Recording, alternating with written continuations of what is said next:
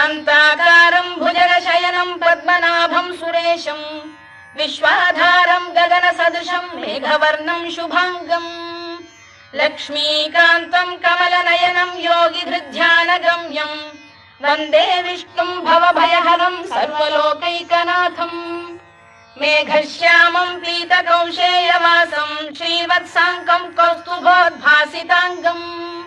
पुण्योपेतं पुण्डरीकायताक्षं विष्णुं वन्दे सर्वलोकैकनाथम् नमः समस्तभूतानामादिभूताय भूभृते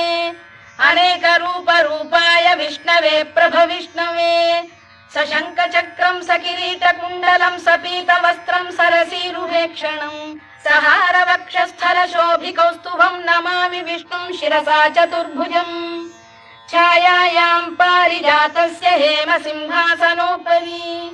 आसीन